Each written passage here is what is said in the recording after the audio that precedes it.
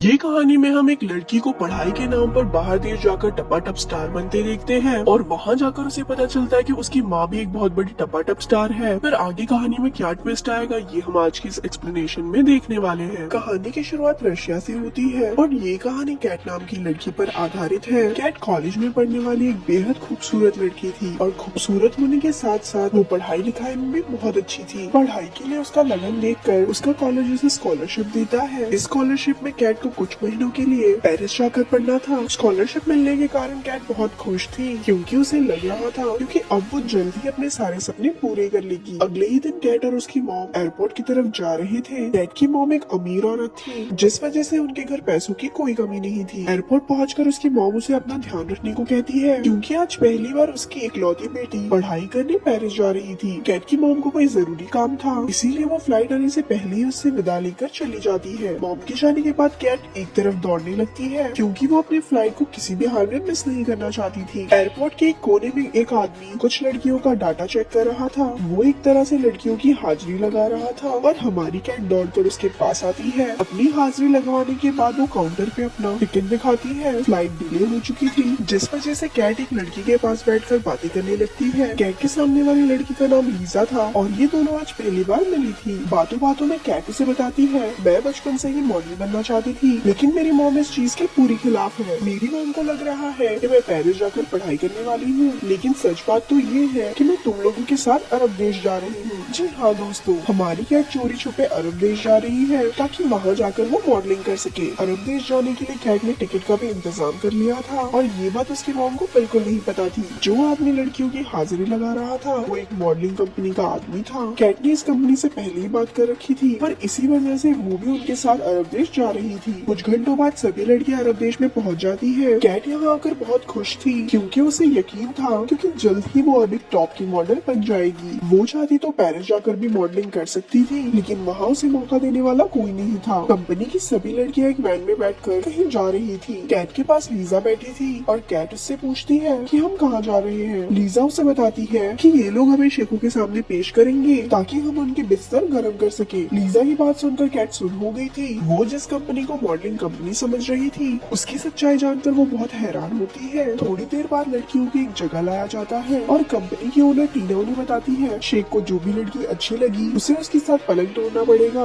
अगर किसी लड़की ने कोई शरारत की तो मैं उसका पासपोर्ट जलाकर जेल भेज दूंगी। तुम लड़कियों के पासपोर्ट मेरे पास है इसलिए मेरी बात मानना ही तुम्हारे लिए ठीक रहेगा। दरअसल टीना की कंपनी खूबसूरत लड़कियों को जाल में फंसा कर यहाँ लाती थी ताकि वो लड़कियों से गंदे काम करवा कर खूब पैसे कमा सके। टीना की बातें सुनने के बाद वो सभी लड़कियाँ तैयार हो जाती है। अब लड़कियों को जल्द ही शेखों के सामने पेश किया जाना था और समय बिताने के लिए लड़कियां शरबत पीने लगती हैं। जल्दी शेखों का दरवाजा खुलता है और वो सामने खड़ी लड़कियों को ध्यान से देखते हैं। उसी समय कैट कुछ सोचकर नाचने लगती है। किसी को समझ नहीं आ रहा था कि वो ऐसा क्यों कर रही है और नाचते नाचते वो शेखों के पास पहुंच जाती है। यहाँ आकर वो उनसे इंग्लिश में कहती है मैं आज कुछ नहीं कर सकती क्योंकि मेरे पीरियड्स चल रहे हैं। कैट की इस हरकत के कारण टीना बहुत गुस्सा हो गई थी और वो उसे अपने साथ बाहर लेकर आती है। उसे कैट पर जरा सा भी यकीन नहीं था इसीलिए वो उसके कपड़े चेक करती है। कैट को सच बोलती देख टीना बोलती है तुम ये बात मुझे भी बता सकती थी और मैं तुम्हें यहाँ लेकर ही नहीं आती। तुम्हारी वजह से शेखों ने सभी लड़कियों को रिजेक्ट कर दिया है। उन्हें लगता है कि तुम ये सब अपनी मर्जी से कर रही हो इसीलिए मैं तुम्हें मारपीट भी नहीं सकती। मैं आज ही तुम सबको अपने अपने देश भेज रही हूँ। अब कहानी कुछ दिनों बाद शुरू होती है। कैट, लीजा और बुरे बालों वाली गिना रशिया वापस आ गई थी। लीजा और गिना भी रशिया से ही थी और ये कई सालों से इसी घर में किराए पर रहती थी। कैट अपने घर नहीं जा सकती थी क्योंकि उसकी मॉम को लगता था कि उसकी बेटी तो पढ़ाई करने पेरिस गई है। इसी वजह से कैट भी इन दोनों के साथ रहने का फैसला कर लेती है ताकि उसकी मॉम उसका झूठ ना पकड़ सके। एक दिन कैट और गिना लीजा से मिलने के लिए उसके गाड़ियों के शोरूम में जाती है। लीजा इस शोरूम में सेल्स गर्ल का काम करती थी और यहाँ का मैनेजर माइक उस पर जान छिड़कता था। यहाँ आकर गिना का दिल एक गाड़ी पर आ जाता है और वो फैसला करती है कि वो पैसों का इंतजाम कर इस गाड़ी को खरीद लेगी। वैसे आपको बता दें कि लीजा और गिना अपनी जरूरतें पूरे करने के लिए किसी भी हद तक जा सकती थी। इन दोनों के कपड़े भले ही महंगे थे पर ये खुद बहुत सस्ती थी। लीजा इनमें कई बार अपने बॉस के आगे अपना सब कुछ उतार देती थी और बदले में उसका बॉस उसका घर का किराया भरता था। गिना ने भी एक अमीर आदमी को पटा रखा था और वो गाड़ी के लिए पैसे उसी से मांगने वाली थी। रात को कैट अपनी मॉम से वीडियो कॉल करती है और उसे बताती है कि मैं पेरिस में बिल्कुल ठीक हूँ। इसके बाद वो तीनों लड़कियां क्लब में मस्ती करने जाती हैं और वहाँ कैट की नजर सैम नाम के एक आदमी पर पड़ती है। दोनों पहले तो एक दूसरे को ध्यान से देखते हैं और फिर सैम उससे बातें करने लगता है। बातों बातों में वो कैट से कहता है, मैं एक शादीशुदा अमीर आदमी हूँ, अगर तुम मेरे साथ दोस्ती करोगी तो मैं तुम्हारा पूरा ख्याल रखूंगा। ये सुनकर कैट सोचने का समय मांगती है, जिसके बाद वो दोनों फिर से बातें करने लगते हैं और साथ ही दारू पीते हैं। दरअसल कैट सैम के साथ टाइम पास कर रही थी, क्योंकि उसकी दोनों सहेलियां अपने अपने दोस्तों के साथ बिजी थी। कुछ देर बाद सैम कैट को छोड़ने उसके घर जाता है। कैट ने आज काफी दारू पी ली थी, जिस कारण उसे चलने में मुश्किल हो रही थी। लीजा और गिना अभी भी क्लब में थी और कैट को अकेला देखकर सैम उसके साथ जबरदस्ती करता है। कैट ने उसे रोकने की बहुत कोशिश की, लेकिन नशे में होने के कारण वो उसे रोक नहीं पाती। अगले दिन कैट अपनी सहेलिया को कुछ नहीं बताती कि उसके साथ रात को क्या क्या हुआ। रात को लीजा के शोरूम में एक पार्टी थी और वो कैट को साथ लेकर इस पार्टी में आती है। पार्टी के दौरान लीजा का बॉस उसे अपने पास बुलाता है और वो उसकी बात मानकर चली जाती है। बॉस लीजा को अपनी कैबिन में लाकर अपनी गर्मी निकालने लगता है, लेकिन इसी दौरान बॉस की बीवी और शोरूम का मैनेजर माइक वहाँ पहुँच जाता है। आज बॉस की बीवी ने उसे रंगे हाथ पकड़ लिया था, जिसके बाद वो लीजा को शोरूम से निकाल देती है। अब लीजा के पास न तो नौकरी थी और न ही घर का किराया भरने वाला बॉस था। लीजा को अब कैट से उम्मीद थी कि वो घर के किराए का इंतजाम करेगी और घर के किराए के लिए कैट सैम से दोस्ती कर लेती है। सैम जी भर के उसके जवानी का मजा लेता था और साथ ही साथ वो कैट की हर जरूरत को पूरा भी करता था। एक रात बिना बहुत रोने लगती है। लीजा और कैट उससे उसका रोने का कारण पूछती है तो वो उन्हें बताती है, मैंने जिस अमीर आदमी को पटा रखा था उसने गाड़ी के लिए पैसे देने से मना कर दिया। दोनों लड़कियां उसकी बात सुनकर चुप कर जाती है। अगले दिन कैट और सैम एक होटल में खाना खा रहे थे। इसी बीच कैट की नजर अपनी मॉम पर पड़ती है, जो थोड़ी ही दूर एक टेबल पर बैठी थी। उसे देखकर कैट जल्दी जल्दी टेबल के नीचे छुप जाती है ताकि उसकी मॉम उसे देख न सके। मॉम की नजर में कैट पेरिस में थी और अगर वो इसे यहाँ देख लेती तो कैट का झूठ पकड़ा जाना था। सैम उससे छुपने का कारण पूछता है और वो उसे सब बता देती है। काफी समय बीतने के बाद कैट को लगता है उसकी मॉम चली गई होगी। बस यही सोचकर वो टेबल से बाहर निकल आती है और तभी उसकी मॉम उसे देख लेती है। कैट की मॉम को पता चल गया था कि उसकी बेटी उसे बेवकूफ बना रही है और उसका अफेयर शादीशुदा सैम के साथ चल रहा है। वो उसे घर चलने को कहती है, लेकिन कैट घर जाने को मना कर देती है।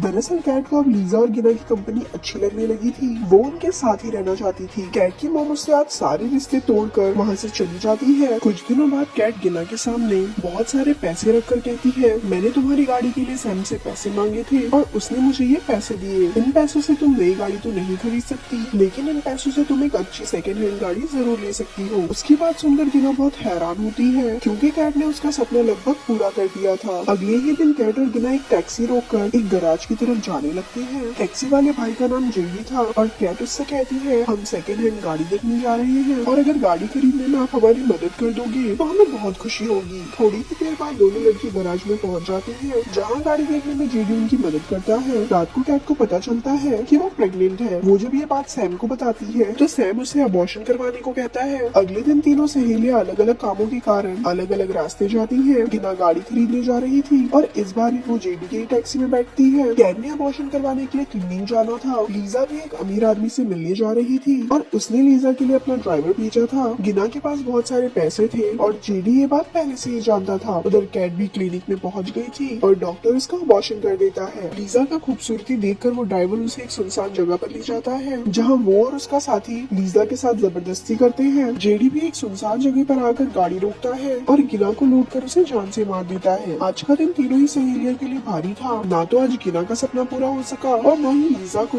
अमीर आदमी मिल सका। कैट को उम्मीद थी कि शायद वक्त रहते सैम उसके पास आ जाएगा, लेकिन उसके पास भी सैम नहीं आता। गिना की मौत के कारण दोनों सहेलियां अंदर से पूरी तरह टूट गई थी। कहानी के आखिर में लीजा माइक का प्यार कबूल कर लेती है और कैट अपनी मॉम से माफी मांगकर उसके साथ अपने घर चली जाती है और यहाँ ये मूवी खत्म हो जाती है। ऐसी और स्टोरी सुनने के लिए हमारे पेज को लाइक करें। धन्यवाद।